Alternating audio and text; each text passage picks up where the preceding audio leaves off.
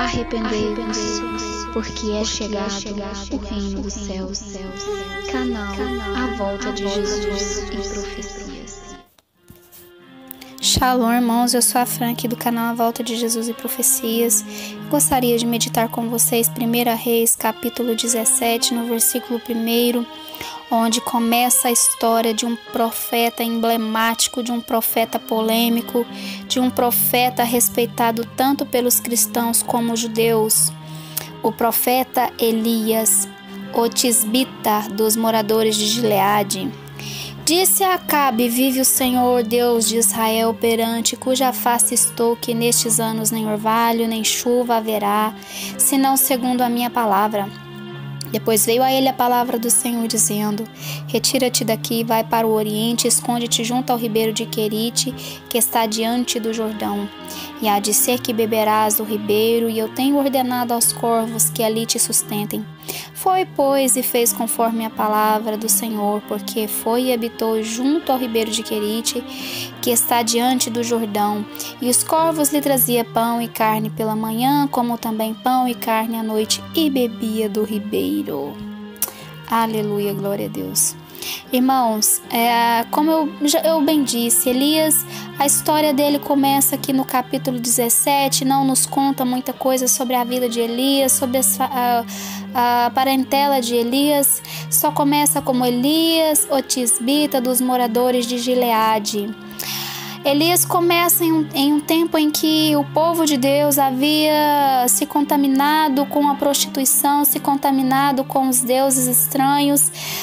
O povo de Deus havia se contaminado com os altares de Baal, de Aserá. Então o Senhor levanta Elias, e Elias, segundo a sua própria palavra, profetiza contra Acabe: vive o Senhor Deus de Israel, perante cuja face estou, que nestes anos nem orvalho nem chuva haverá, senão segundo a minha palavra. Então, após Elias profetizar essas palavras, o Senhor vai e o manda para o ribeiro de Querite. No capítulo 18, Elias volta novamente, se apresenta a Acabe, e no Monte Carmelo reúne os 450 profetas de Baal, os 400 profetas de Aserá, e faz ali aquele desafio, onde muitos pregadores sempre pregam sobre o desafio de Elias contra os 450 profetas de Baal. Então ali o Senhor manda fogo do céu e consome o holocausto, os profetas de Baal são mortos, e o Senhor, ele mostra seu poder através da vida de Elias. No capítulo 19, Elias, ele se entristece, ele vai para o deserto e deita debaixo de um zimbro e pede para si a morte, e é alimentado pelos corvos. Mas eu quero frisar para vocês o capítulo 17 e o versículo 3, que diz o seguinte: retira-te daqui, vai para o oriente, esconde-te junto ao ribeiro de Querite, que está diante do Jordão. Irmãos, o Senhor, o Eterno, os desígnios do Eterno é maravilhoso quando se trata de moldar uma pessoa, de trabalhar em uma pessoa. Elias estava começando o seu ministério, e então o Senhor o manda: retira-te daqui, vai para o ribeiro de Querite. Essa palavra Querite no hebraico é como se fosse uma ferramenta de molde que moldasse e colocasse a pessoa no formato correto. Na verdade, é uma ferramenta que se utiliza para colocar uma peça, uma madeira, algo do tamanho certo, como se fosse uma prensa, algo que prensasse aquela madeira e deixasse aquela madeira no formato em que ela precisa. Isso significa Querite. Então aqui começa o ministério de Elias. Elias vai e profetiza contra Baal. Então o Senhor vai e diz agora Elias, você profetizou, então retira-te daqui e vai para o ribeiro de Querite, e há de ser que lá eu vou te alimentar. De manhã eu vou mandar os corvos levar pão e água para pão e carne para você, à noite pão e carne para você, e você vai beber do ribeiro.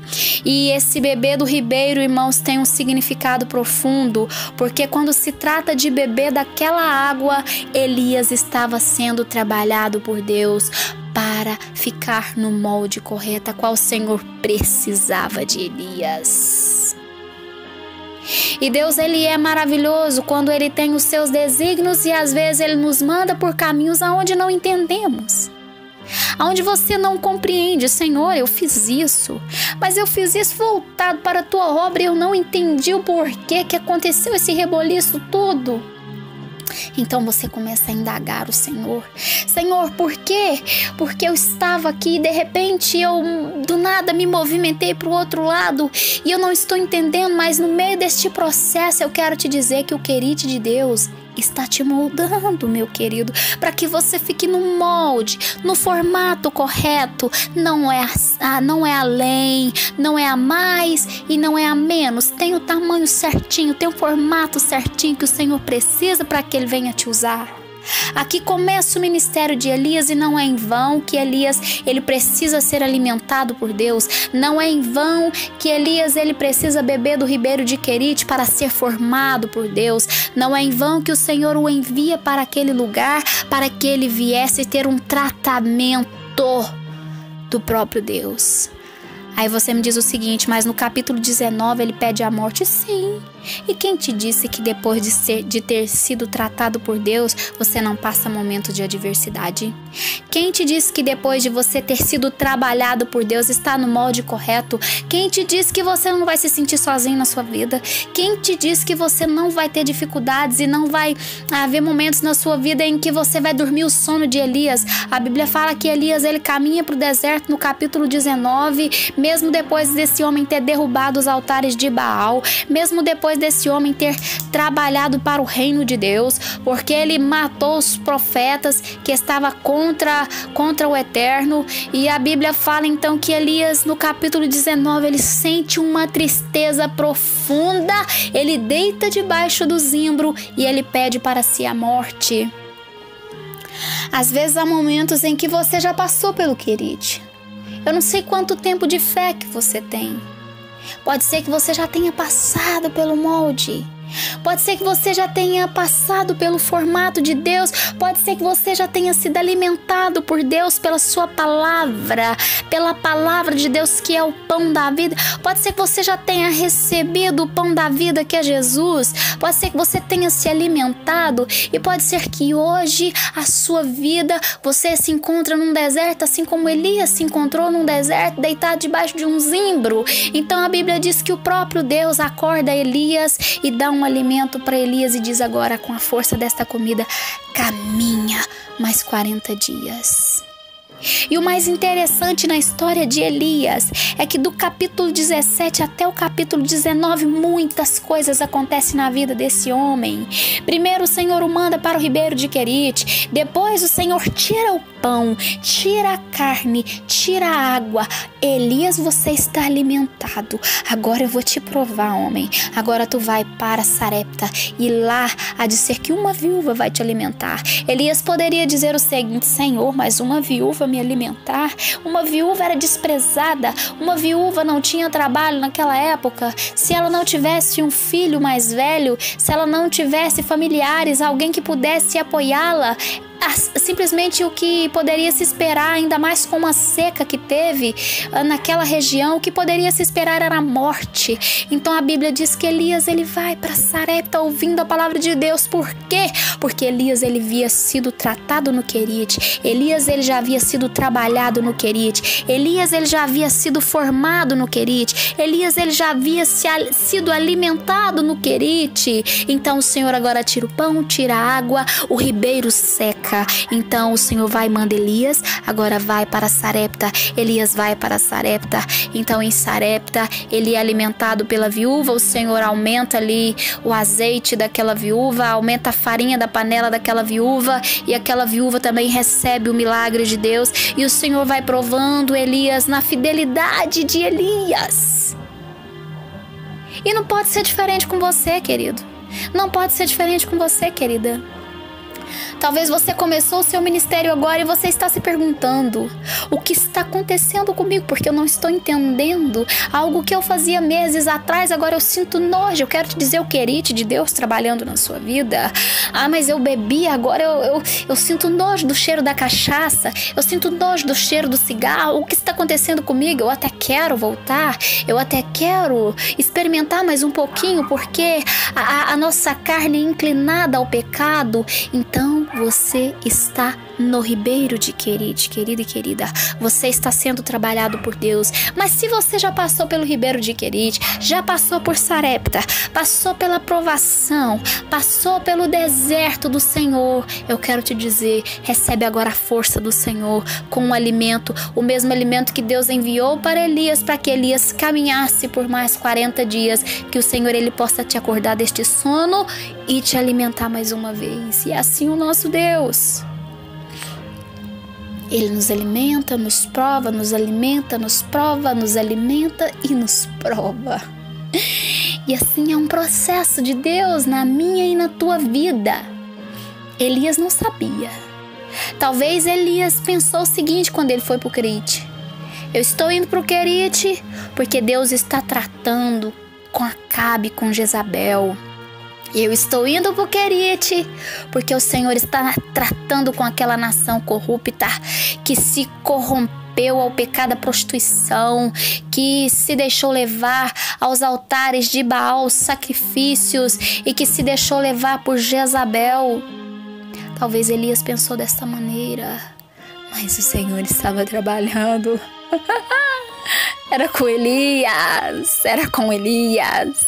O Senhor estava o forjando, o Senhor estava o tratando, estava sim, tratando com a nação, tratando com Acabe. A seca veio, a devastação veio, a morte veio, mas o Senhor também estava tratando com o profeta, meu querido, minha querida. Eu quero te dizer, se você é profeta de Deus e você fala o que Deus manda, você faz o que Deus manda, não se esqueça que o Senhor, Ele trata com quem você entrega a profecia, mas Ele trata com você também. E é por isso, às vezes, esse processo repetitivo. Vai pro Querite, agora sim, tá no formato. Agora vai pra Sarepta, agora sim, foi testado, foi aprovado. Agora volta, se apresenta diante de novo de Acabe. E quando você se apresenta de novo diante de Acabe, vem a perseguição, vem a luta. Então Jezabel diz que vai mandar matar. Jezabel diz que não suporta Elias. Aquele homem matou os seus profetas. Aquele homem acabou com a sua adoração diabólica.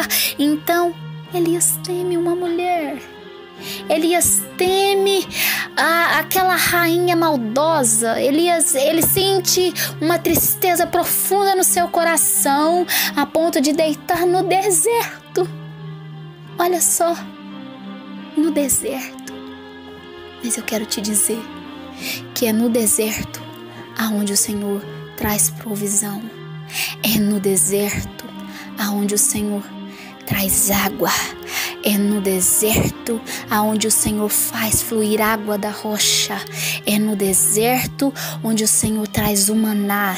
É no deserto onde o Senhor forja o seu caráter. É no deserto aonde o Senhor confirma o seu ministério, para que você não venha ser grande, para que você não venha ser soberbo, para que você não venha ser exaltado. É lá no deserto que o Senhor ele vai continuar trabalhando na sua vida. E se for necessário, quantas vezes for necessário, o Senhor vai te enviar para o deserto. E lá você vai encontrar um refrigério. O refrigério de Elias foi deitar debaixo de um zimbro. O refrigério de Elias foi o que ele viu naquele momento. Eu não quero mais nada, eu quero agora morrer. Só eu sobrei, Senhor. Só eu fiquei. E talvez você diz: Senhor, eu estou sozinho nesta jornada. Senhor, o que eu tenho pregado, Senhor, o que eu tenho dito, Senhor, o que eu tenho falado, o que eu tenho vivido, eu não tenho visto fluir, eu não tenho visto resultado, assim como Elias. Irmãos, como que pode? O homem tinha fechado, abrido o céu, matado o profeta de Baal, derrubado os altares de Baal, e então parece que veio uma cegueira sobre Elias e a tristeza profunda, e aquele homem deseja a morte. Eu não sei em qual desses processos você está. Se você está no Querite, se você está em Sarepta, ou se você está debaixo do zimbro. Se você estiver no Querite, eu quero te dizer que você está sendo moldado por Deus. Se você está em Sarepta, eu quero te dizer, você está sendo provado por Deus. E se você está no deserto, eu quero te dizer, você está sendo aprovado por Deus. Então continue, não pare, continue, porque é aí onde o Senhor vai trazer a provisão para a tua vida e você há de glorificar o nome do Senhor. Deus, em nome de Jesus, Pai, eu oro por esta vida, Senhor. Eu oro por esta vida que tem se sentido abatida, Senhor, que tem se sentido no momento, Pai amado, onde não vê saída, aonde não vê nem mesmo um zimbro para deitar debaixo. Esta pessoa, Senhor, que se sente no deserto, que se sente no Querite e que vê a fonte secando, Pai, diante dela e não sabe mais o que fazer, Pai. Em nome de Jesus, Senhor, levanta esta vida, sara esta vida, Senhor, sara este coração, que esta pessoa possa entender o teu propósito, ó Pai, possa entender o teu chamado, Senhor, possa entender o seu ministério, aquilo a qual o Senhor tem em cada vida, Pai. Em nome de Jesus eu te peço, confirma a tua palavra, Senhor, confirma a tua vontade, Senhor, e que essa resposta a qual o Senhor está enviando para esta pessoa, meu Pai, venha ser, ó Pai, o alimento que ela precisa para caminhar, Senhor, até o fim, ó Deus. Eu te peço no nome do teu Filho Jesus Cristo, te agradecendo, confiante na vitória. Amém. Shalom a todos.